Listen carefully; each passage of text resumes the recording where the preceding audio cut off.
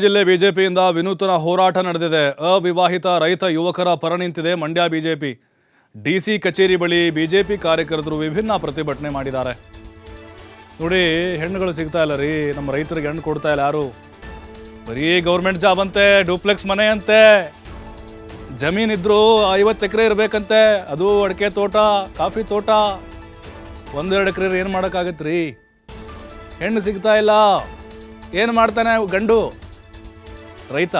ಬೇಡಪ್ಪ, ಮೂಗು ಮುರಿದ್ರೆ ಹೆಚ್ಚು. ಹಾಗಾಗಿ ಬಿ ಜೆ ಪಿಯವರು ನೋಡಿ ಸರ್ಕಾರಕ್ಕೆ ವಿಶೇಷ ಮನವಿ ಮಾಡಿದ್ದಾರೆ. ಕೈಯಲ್ಲಿ ತಾಂಬಲ ಹಿಡಿದು, ವರ್ಣಂತೆ ಬಟ್ಟೆ ತೊಟ್ಟು, ಹಣೆಗೆ ಬಾಸಿಂಗ ಕಟ್ಟಿ ಡಿ ಸಿ ಕಚೇರಿಗೆ ಬಂದು ಅಣಕು ಮಾಡಿದ್ದಾರೆ. ರೈತರನ್ನು ಮದುವೆಯಾಗುವ ಯುವತಿಯರಿಗೆ ಪ್ರೋತ್ಸಾಹಧನ ಕೊಡಬೇಕು, 5 ಲಕ್ಷ ಪ್ರೋತ್ಸಾಹಧನ ಕೊಡಬೇಕು ಅಂತ ಬಿ ಜೆ ಪಿಯವರು ಆಗ್ರಹಿಸಿದ್ದಾರೆ. ನಾವು ನೋಡ್ತಾ ಇದ್ದೀವಿ ಯಾವ ರೀತಿ ರೆಡಿಯಾಗಿ ಬಂದಿದ್ದಾರೆ ಅಂಥೇಳಿ. ಇದು ಬಿ ಜೆ ಪಿಯವರು ವಿಶೇಷವಾಗಿ ಹಮ್ಮಿಕೊಂಡಿರುವಂಥ ಪ್ರತಿಭಟನೆ. ಈ ಹಿಂದೆ ಮಂಡ್ಯದಿಂದ ಪಾದಯಾತ್ರೆ ಮಾಡಿದರು ಮಹದೇಶ್ವರ ಬೆಟ್ಟಕ್ಕೆ, ಕನ್ಯೆ ಸಿಗ್ತಾ ಇಲ್ಲ ಅಂಥೇಳಿ. ಅಲ್ಲೂ ಆವಾಗಲೂ ಕೂಡ ಯಾರು ಹೆಣ್ಣು ಕೊಡ್ಲಿಕ್ಕೆ ಮುಂದಾಗಲಿ ರೈತರ ಮಕ್ಕಳಿಗೆ. ಇನ್ಮೇಲಾದರೂ ಕೂಡ ಸರ್ಕಾರ 5 ಲಕ್ಷ ಘೋಷಣೆ ಮಾಡಿದರೆ ಕೊಡ್ತಾರೆ ಅನ್ನೋದನ್ನು ಕಾದು ನೋಡಬೇಕಾಗಿದೆ. ಹಿಂದೆ ಬರೋ ಬರೋಣ ಎಲ್ಲಣ್ಣ ಬರೋಣ ಮಾತರಾಜ ಅವ್ರ ಸೌಂಡ್ ಹಾಕೋ. ಮದುವೆ ಆಗಿರೋದಲ್ಲ, ನಾನು ಕೇಳ್ತಾರೆ ಹಣಕ್ಕೋ ಪ್ರೋಗ್ರಾಮು. ರೈತರ ಬದುಕು ಭಾಳ ದುಸ್ಥಿರವಾಗಿದೆ. ಅನ್ನತೋ ಪ್ರಾಣ, ಪ್ರಾಣತೋ ಪರಾಕ್ರಮ ಅಂತ ಹೇಳ್ತಾರೆ.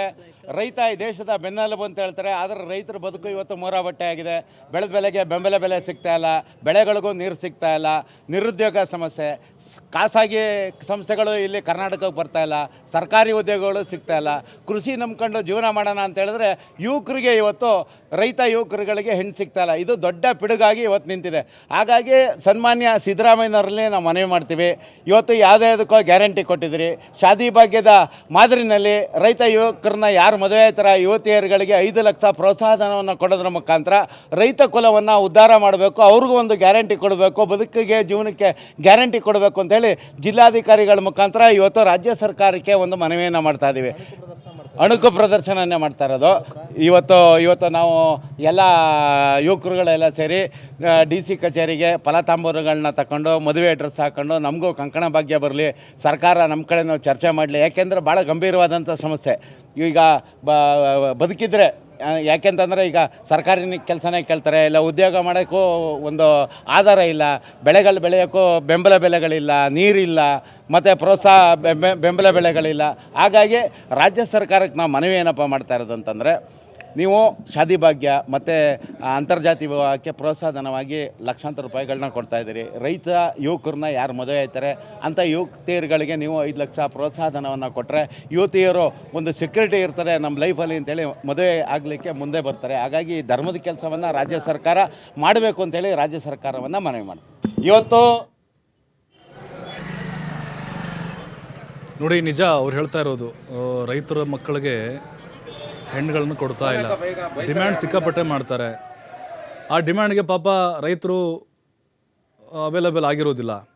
ಅದರ ಜೊತೆಗೆ ನೋಡಿ, ರೈತರನ್ನ ಮದುವೆ ಆದರೆ ಯಾವ ರೀತಿ ಉಪಯೋಗ ಆಗುತ್ತೆ ನೋಡಿ.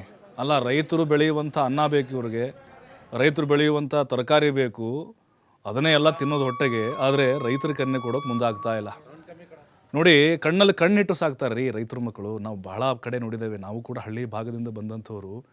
ಎಷ್ಟೋ ಜನ ನೋಡಿ, ಇತ್ತೀಚೆಗೆ ಮದುವೆಯಾಗಿ ಕೆಲವೇ ತಿಂಗಳಿಗೆ ಡಿವರ್ಸ್, ಕೆಲವೇ ತಿಂಗಳಿಗೆ ನನ್ನ ಮಗಳನ್ನ ಕೊಂದುಬಿಟ್ರು, ವರದಕ್ಷಿಣೆಗೋಸ್ಕರ ಅವರೇ ನೇಣು ಹಾಕಿಬಿಟ್ರು. ಈ ಥರದ ಎಷ್ಟೋ ಸುದ್ದಿಗಳನ್ನು ನಾವು ನೋಡ್ತಾ ಇರ್ತೀವಿ, ನೀವು ಕೂಡ ನೋಡ್ತಾ ಇರ್ತೀವಿ. ಅದೇ ಎಷ್ಟೋ ತಂದೆ ತಾಯಿಗಳು ಕೊಡಬೇಡ್ರಿ, ಶ್ರೀಮಂತರಿಗೆ ಯಾರೂ ಕೂಡ ತಮ್ಮ ಮಗಳನ್ನು ಕೊಟ್ಟು ಮದುವೆ ಮಾಡಿಬೇಡಿ ಅಂತ ಎಷ್ಟೋ ಜನ ಹೇಳಿದಂಥ ಉದಾಹರಣೆಗಳಿದ್ದಾವೆ. ಯಾಕಂದರೆ ಕಿರುಕುಳ, ಜೊತೆಗೆ ಅವ್ರ ಸ್ಟೇಟಸ್ಗಳು, ಬೇರೆ ಬೇರೆ ಸಂಬಂಧಗಳು. ಆದರೆ ನಮ್ಮ ರೈತರ ಮಕ್ಕಳ ಪರಿಸ್ಥಿತಿ ಹೆಂಗಾಗಿದೆ ಅಂತ ಹೇಳಿದ್ರೆ, ಪ್ರೊಟೆಸ್ಟ್ ಮಾಡಿ ಮಠ ಕಟ್ಟಿಕೊಡಿ ಅಂತ ಕೇಳಿದ್ದಾರೆ ಮಂಡ್ಯದಲ್ಲಿ. ಮಠ ಸೇರಿಬಿಡ್ತೇವೆ ನಾವು, ನಮ್ಗೆ ಯಾಕೆ ಹೆಣ್ಣು ಕೊಡ್ತಾ ಇಲ್ಲ, ನಾವು ಚೆನ್ನಾಗಿ ನೋಡ್ಕೋತೀವಿ ರೀ, ಕಣ್ಣಲ್ಲಿ ಕಣ್ಣಿಟ್ಟು. ಈ ರೀತಿಯ ಮನವಿಯನ್ನು ಮಾಡ್ಕೊಳ್ತಿದ್ದಾರೆ. ಹಾಗಾಗಿ ಸರ್ಕಾರ ಇದನ್ನು ಗಂಭೀರವಾಗಿ ತೆಗೆದುಕೊಳ್ಬೇಕು. ಇಲ್ಲಿನ ಹಾಸ್ಯಾಸ್ಪದ ಅಲ್ಲ ಇದು. 5 ಲಕ್ಷ ರೂಪಾಯಿ ಪ್ರೋತ್ಸಾಹಧನವನ್ನು ಆದರೂ